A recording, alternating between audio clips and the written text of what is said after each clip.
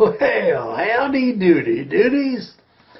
You know, the doggonest thing is that when you start telling people how things work, they really are starting to investigate it, and I just love that because I know for a fact that the more you look into it and the more you learn, the more loving and God-loving and spiritual you're going to become, and that's what's important to us here at the Winchester Cathedral.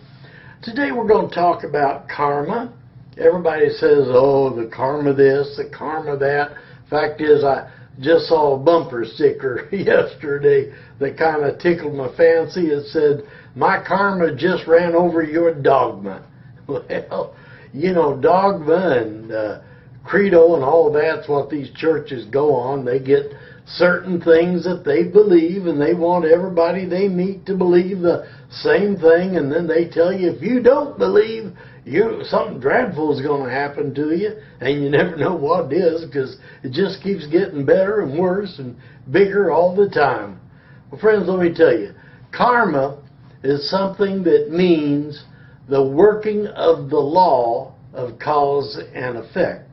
Now, that's an interesting thing. On the physical level, and this is what cause and effect was based on, it says that for every action, there is an equal and opposite reaction.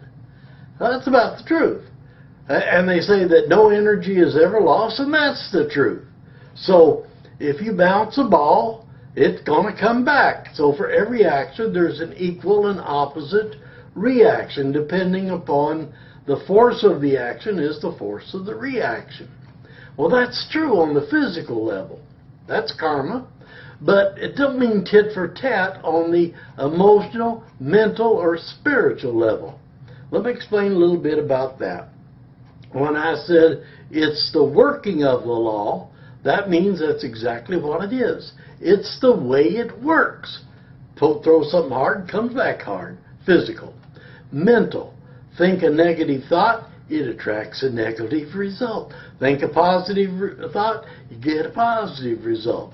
Do a bad deed, are you going to get a bad deed? No, but you are going to get the consequences. Meaning that for a while, if you do something, you say, oh boy, I really took that old boy. I sold him a piece of junk at a real high price, and he's really going to pay for it. This again and again and again. I feel so good, and then the next thing you know, pretty soon, if you get a little spirituality, you can get thinking about it. There's no such thing. There's another old saying, what goes around comes around. Well, that's kind of true too. What you give is what you get. Oh, that's very true. You give out evil, you're going to get back some evil, because pretty soon you're going to be playing around with other people that are just like you. And what does they say? There's no honor among thieves. Well, there's no honor among jerks. Or I can name a lot of other silly, not too nice names about people that we use and know. But that's not the important thing. The important thing is that karma is not tit for tat. For instance, if you should break somebody's back in this life, that doesn't mean that somewhere down the road someone's going to break your back. That don't make sense, does it? See, so there again, that kind of blows away the idea of the physical karma, but not in reality. You see, that's also an emotional, mental, and spiritual thing. You had to think about it, or you had to lose your emotions, you had to be very angry or something. Whatever it is, you see, there's all these things are involved. So it's the working of the law. And what I'm trying to tell you is that it's up to you how you're going to be for you to get back the equal and opposite reaction, mentally, emotionally, psychically, spiritually, you name it. Well, you know, it's not so much, as I said, where you get back what you give in that respect. Many times, especially I've noticed, I talk to people that have been sending a little money here to the Winchester Cathedral, and God only knows we need it, appreciate it, and love it.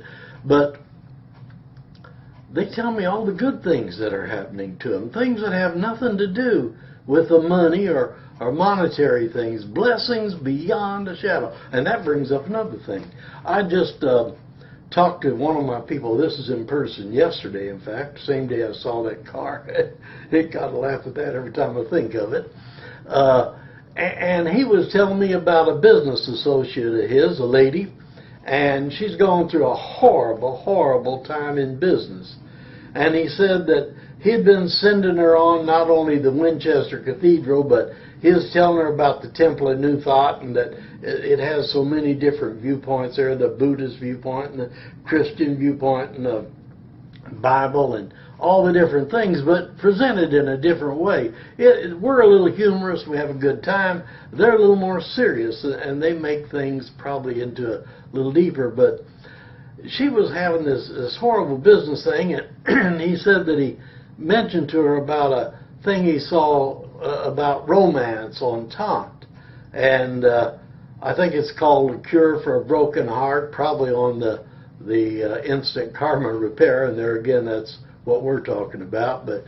But she looked it up, and he said, she called him and said, that's the best thing for business. It shouldn't be for personal relationships. It really helped her turn her business problem around and make the problem a positive. Now that's karma. You see, that's what I'm talking about. It's what you do. It's not the action that happens to you. It's not all those things. It's your reaction that counts. Mentally, emotionally, physically, spiritually.